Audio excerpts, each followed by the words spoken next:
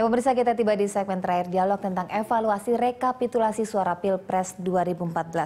Ya Pak Marwan, Anda tadi menanggapi statement dari Prabowo Subianto yang menyatakan kita lebih mempercayakan kepada real count bukan quick count, dan sempat menyebut tidak etis dari pihak sana begitu. Tetapi dengan deklarasi yang sudah dilakukan oleh pasangan Anda begitu yang mempercayai dari hasil quick count, ini bisa disebut etis atau tidak etis, Pak? Masyarakat kan juga bisa menilai kok belum sudah deklarasi, semisal begitu. Bukan deklarasi, itu adalah pengumuman hasil quick count, penghitungan cepat. Dan lembaga-lembaga survei itu yang saya tahu di semua daerah itu punya relawan-relawan yang langsung bisa dimintain pemungutan hasil suara itu.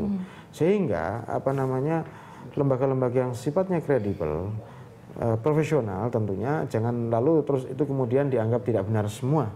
Karena faktanya sekali lagi bahwa fakta quick count di Pilpres, di Pileg, di Pilbub, di pemilihan kepala daerah yang lain itu menunjukkan hasil yang tidak jauh berbeda. Oleh karena itu meskipun itu dianggap mendahului, itu sah-sah saja sebetulnya. Karena undang-undang juga tidak melarang seperti itu. Nah justru yang kita curiga adalah seolah-olah menunggu real count. Di situ ada permainan tertentu, memainkan opini tertentu dan sekaligus melakukan operasi politik tertentu untuk mencocokkan di dalam proses nanti real count itu. Itu yang jauh lebih berbahaya menurut saya dan patut untuk dicurigai.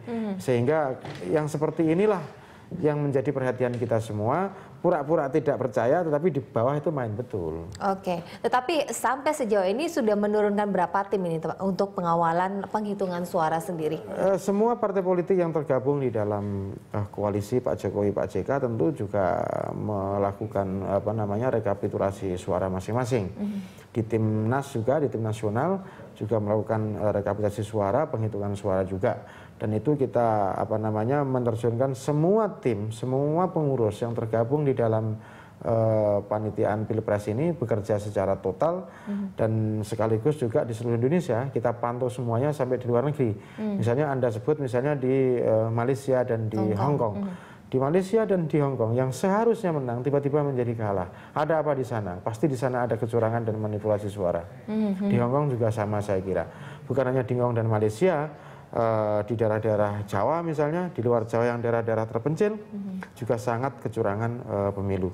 Misalnya pergantian kotak suara dari satu negara ke negara lain itu bisa mungkin terjadi di situ. Sehingga kotak yang awal dengan kotak yang palsu tapi asli ini, nah itu juga harus kita pertanyakan sedemikian rupa. Oleh karena itu sekali lagi bahwa KPU jangan seolah-olah itu dianggap semuanya benar, tapi bahwa aparat KPU, penyelenggara KPU banyak juga yang melakukan penyelewengan suara dan sekaligus melakukan jual beli suara.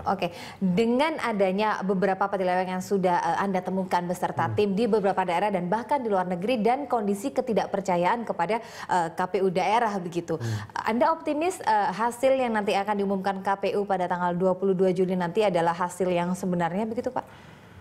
Dari sisi kemenangan Pak Jokowi sudah jadi presiden sebetulnya. Tidak ada soal, selisihnya jauh kurang lebih 5-7%. Tetapi memang ada pihak-pihak tertentu yang mencoba menghambat kemenangan Pak Jokowi JK, sehingga ini belum bisa dikatakan menang dalam pengertian yang sesungguhnya. Tapi aslinya sudah menang. Karena menang menunggu formalitas KPU saja sebetulnya tanggal 22 itu. Tapi kalau kita mau jujur aslinya pasangan Jokowi JK sudah menang. Tapi ada pihak-pihak yang mencoba menghambat, seolah-olah belum selesai, dan di tengah belum selesai itulah ada pihak-pihak yang masih mencoba untuk melakukan kecurangan dan manipulasi suara.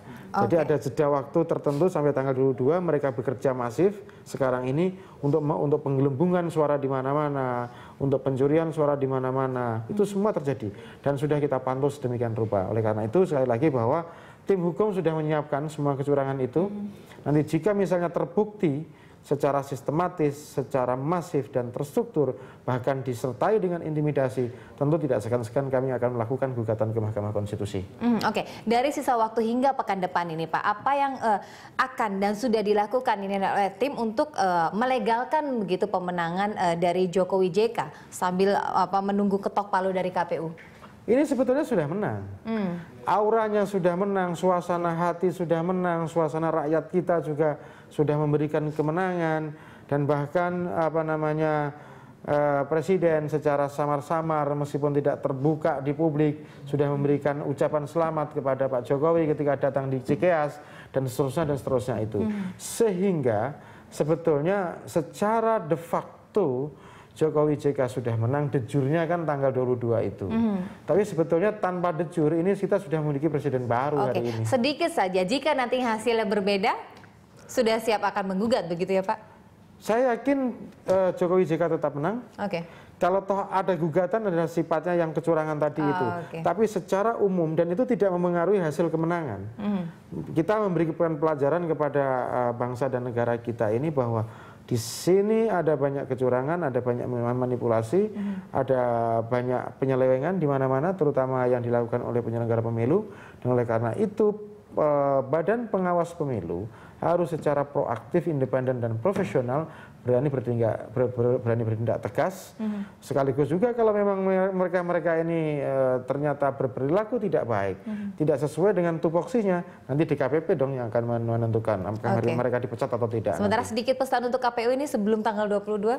Ya, pesannya jelas bahwa semuanya sahabat-sahabat saya di KPU yang bekerja di KPU tentu harus bersikap independen, netral, sekaligus profesional, dan Anda harus mengawasi KPU RI, harus mengawasi betul KPU-KPU di daerah, dan itu rentan melakukan manipulasi suara, rentan melakukan penggelembungan suara, rentan pula dan sangat ada perbuatan-perbuatan yang tidak terpuji, yaitu menambah suara.